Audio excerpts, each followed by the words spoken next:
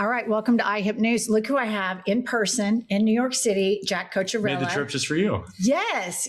So we thought we would obviously talk about this Epstein stuff because there was a concerted effort by the DOJ to remove it all online, which they are actively doing. I think tens of thousands of pages, but there's some juicy tea dropping that is really, really disturbing. When we talk about the Epstein cover-up, I think we believe that it started with like Pam Bondi and Todd Blanche and Kash Patel. But Donald Trump has really been covering up his relationship with Jeffrey Epstein since the early 2000s, trying to distance himself, and certainly during his first presidency. And that's the news that we're getting today about Epstein and some guards in his prison cell in 2019 in Manhattan. There has been so much that has like come out and then been redacted about that day and that missing minute that I think we've moved on from so quickly. And before we get to that, I just want to like kind of go back to, it was December. Do you remember when those letters came out that were fake, but they were in the Epstein files? Yes. It was like Epstein writing like, I'm going to take my own life. This is the end for me. And then they're like, oh, well, these are actually fake. Right. I thought back then it was so weird that it seemed like the DOJ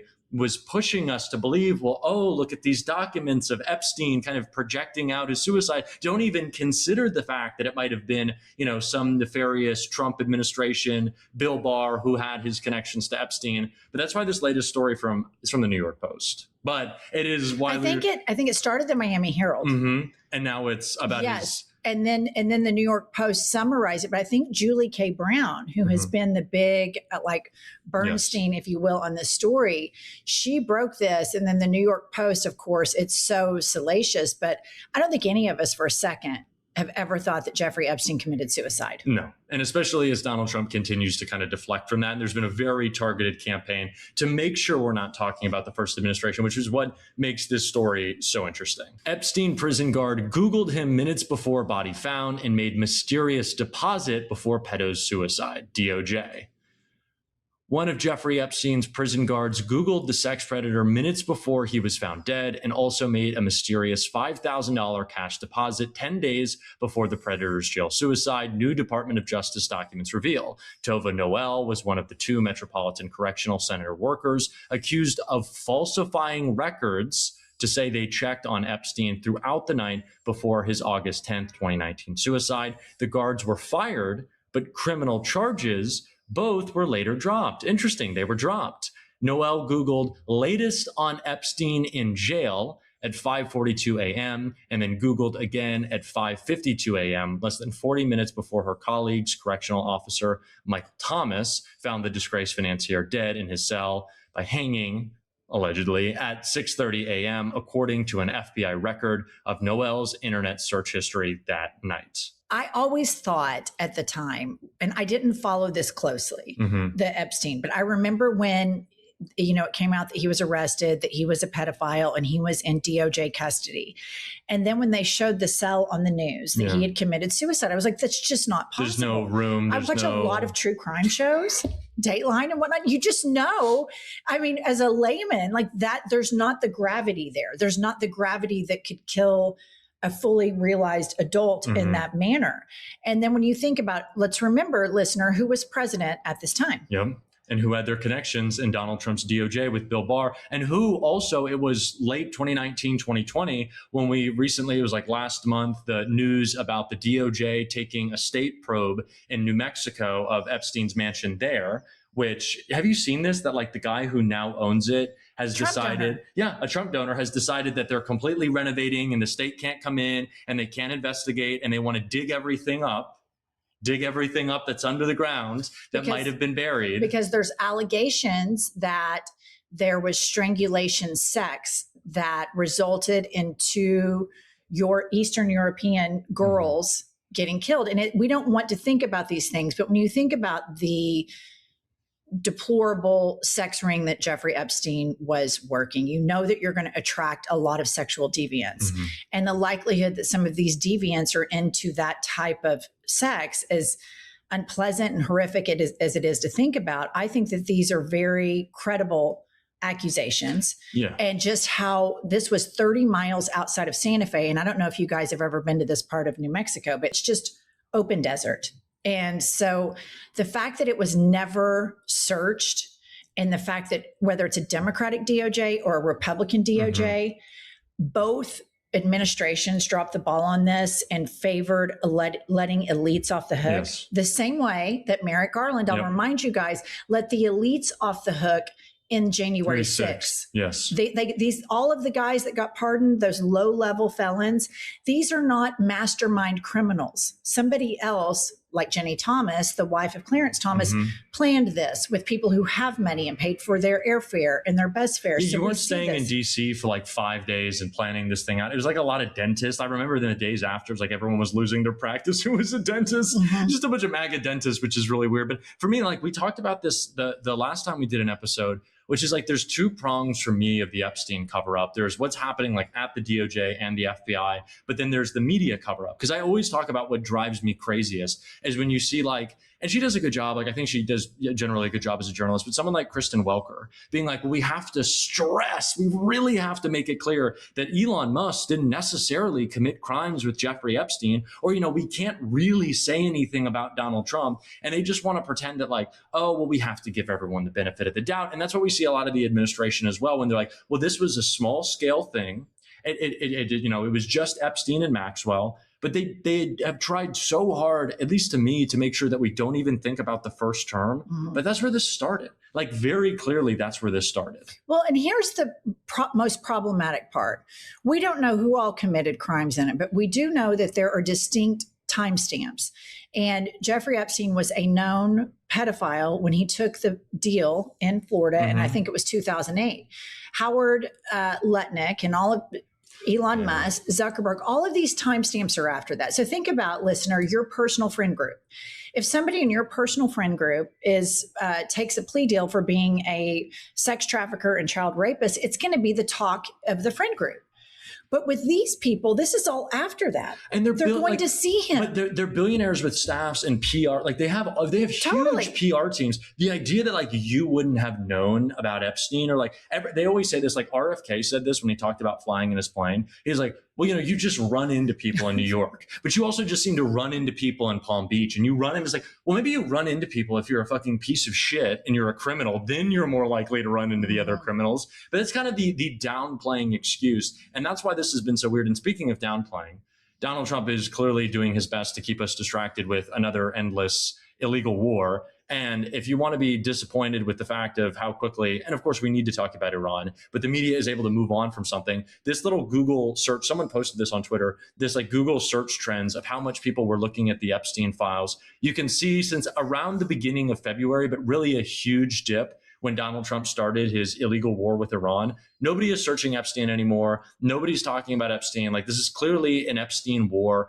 How do you feel about saying like, I think it's important, but sometimes I hate saying like, oh, this is a distraction from the Epstein files. Like we should talk about Donald Trump's illegal war in the context of what it is. It shouldn't just all be framed through the Epstein lens. But like, I don't know, do you think we should, I kind of think we should always be talking about Epstein, but. I think we should always be talking about it specifically because in the Epstein dump, outside of there being horrific sexual assault, rape allegations, there's also a lot of colluding with adversaries. Yes. There is talks between Peter Thiel and Jeffrey Epstein about, oh, yay, Brexit, we're going to keep going. And destabilization. They talked about destabilizing the Middle East. Ehud Barak, the former prime minister of Israel, is cankles deep in the Epstein files, right?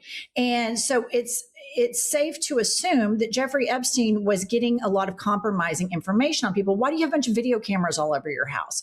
Where did he get all of this money? It's a blackmail scheme. Do you know what was so interesting to me, and no one's really talked about this, of all of the Epstein file emails, and I haven't read all of them, there are millions of them, but have you seen a single email that he sent in which he was threatening to blackmail someone? Like that is what like completely, I don't have a shadow of a doubt in my mind that Jeffrey Epstein was a Mossad agent or working with the Israeli government in some way, but he was never expressly blackmailing someone. Like the threat never came from him. There was nothing that he said to Lutnick or he said to Trump. It wasn't like, there was like the communications that he had with Steve Bannon was like, oh, I'm sure it keeps him up at night, but there was never a direct threat that he made. So clearly the collection of all of that information was for another group, was for a third party, because he never specifically himself talked about the cameras that he had for his own personal reasons. And I just don't think that comes up enough. Even when you ask like Democrats, like Jared Moskowitz, my friend who works at DropSite, Julian asked him about all of this connection to Israel. And when he said, oh, connection to Russia, he's like, oh, well, of course. But when he asked about connection to Israel, Jared Moskowitz was like, well, I don't want to believe Reddit posts. And that's what you see. It's so dismissive. Well, that's the problem with the way Russia's covered in the Western media and with the way Israel's covered in the Western media. Look at how Vladimir Putin is covered as opposed to Benjamin Netanyahu. Take Jeffrey Epstein out of all of this entirely. Why is the United States of America giving a blank check to a war criminal that should be in prison? Oh, I remember, Jack, because our president is a war criminal that should be in prison. So great minds think alike. But the America that I remember, we would not be doing wars or funding a man like Benjamin Netanyahu, but the Western media sane washes and provides cover for Israeli war crimes all of the time, and they weaponize the accusation of anti-Semitism. But I think that Epstein and Iran are linked because I think that all of these things show that, number one, our president is compromised and our president is incredibly weak. Why are we letting Israel dictate our foreign policy? There's that photo of him like pushing in the chair for Netanyahu. My favorite like perfect encapsulation of the Trump presidency was, I think it was like 2 days ago, where he was doing like a little AI meeting where they're promising like data centers aren't going to raise your electrical costs. It's like, well, that's a bunch of fucking bullshit. But Trump was like, he was asleep during the data center conversation. It's like, yes, Donald Trump is weak and frail and asleep and letting the oligarchs take over. But when he's awake, he wanted to leave. He was like, I want to go back to watching the war, which is fucking how he views it. He thinks that it's like a television episode for himself. So when Donald Trump is awake, he's doing everything that he can to escalate Bibi's war. And when he's literally fucking asleep in front of the press, the oligarchs are running everything. Like, that is the Trump presidency. He is a puppet at this point. If you want to say it's for the billionaires, or it's from Israel, or it's the Israeli billionaires, or it's Miriam Adelson. Like, they're all stepping in. No, it's all of the above. And I think Donald Trump is so intellectually lazy and he's so easy to manipulate. This is why both Vladimir Putin and Benjamin Netanyahu preferred him. Yes. Because we have seen on television him be dog walked by both. And I remember a Republican Party not that long ago that was all about, we need strong national security and America is the premier superpower in the world. And the display of American weakness that we have a president that doesn't listen to his own Pentagon that told him, do not strike Iran. The outcome is not good. His own Joint Chiefs. And what we have here is a through line. Every single time Donald Trump is on television, on air, if he has an opportunity to side with a murderous dictator or American intelligence, he always picks the murderous dictator. Just think of Helsinki.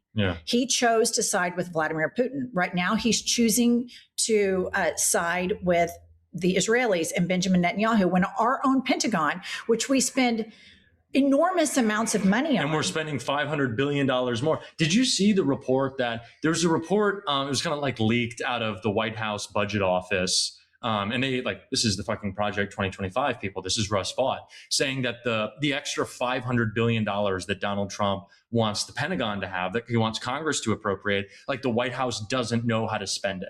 Like, we don't know how to spend this money. This is the same time when Elon and Sam Altman, like these horrible, and Sam Altman is a fucking gross person. Have you read about him and his sister? No. Oh, he reportedly like sexually abused his sister. Like, he's a fucking freak. But you saw the clip of him being like, oh, well, it takes a lot of energy to raise a human, so stop complaining about all the energy that we have for AI. But like, all this money is being dumped in the Pentagon. And while it is, they're like, well, we don't know how to spend it.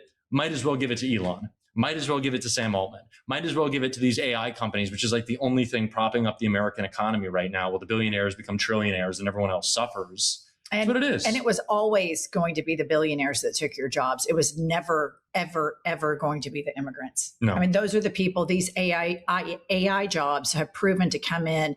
And already just this year, the layoffs are debilitating. And where are these people going to go?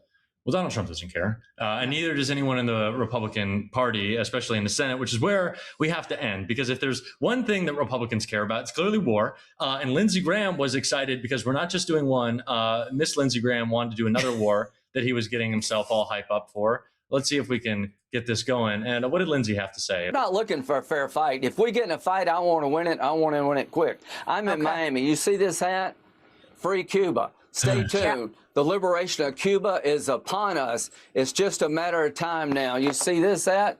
Make Iran great. President Trump said the only way to make Iran great is for the people to take over. Is he ever going to talk about South Carolina? No, this old queen, it's unbelievable to me that he brags constantly. I'm in Israel, twice a month. Yeah. And he's just always, he's such a war hawk, which is so interesting what a hawk he is. But I think we have to remember all roads with Republican people lead to neocon policies. Yeah. Did you see where Condoleezza Rice, she was so excited about this Iranian thing, she had to trot over and sit down with a fascist. All of these people are fascist collaborators. Lindsey Graham can start all the wars he wants to. It's never going to affirm his masculinity. You mean his femininity? But Lindsey was openly bragging about convincing Trump to go to war with Iran. So he's basically saying the president is compromised. He's a big fucking dummy and I can get him to do whatever I want. What really annoys me about Lindsey is that, and we were talking about this before, this is someone who the right always kind of couches their criticisms of Trump with Lindsey Graham. They're oh, Lindsey Graham is getting us into war. I hate Lindsey Graham. It's your fucking problem is with Donald Trump. Yeah. These people are always talking about, with Republicans, you always hear this. I listen to too many of them because I have to stay in the loop. It's terrible. But Megyn Kelly is always saying oh, this is a big PR problem. When she talks about Epstein or she talks about Iran, she's this is a big PR problem. I'm blowing up schoolgirls is a PR problem. I fucking can't stand these people. No, they're awful. And I think it's safe to say that Lady Graham is completely compromised by Mossad. I mean, I don't even think that's hyperbolic. No, I think that's true. Because there's nothing that he's doing that is going to help South Carolinians get health care. He is a lying liar that uses his faux faith to weaponize against good working rural people and pitch them a bill of goods. And there's nothing that Lindsey Graham does that will ever advance the lives of the people in South Carolina. And we hate you, Lindsey Graham. So please fuck off. Maybe find a nice husband and a nice porch and some iced tea. We want the best for you if it means you get the fuck out of here. Mm-hmm. But Lindsey, maybe next time next time I'm with you, Lindsey can be he can be over in Israel and maybe done with the United States Senate. I don't know. No shit. But thank you for having me. This is always fun. Yes, we're in New York together. Yay. We're going to do this more. Yeah, we're going to do this more. Our new studio, I've had it studios opening soon, so we'll have Jack next time in person there. We'll be back. Thanks, guys.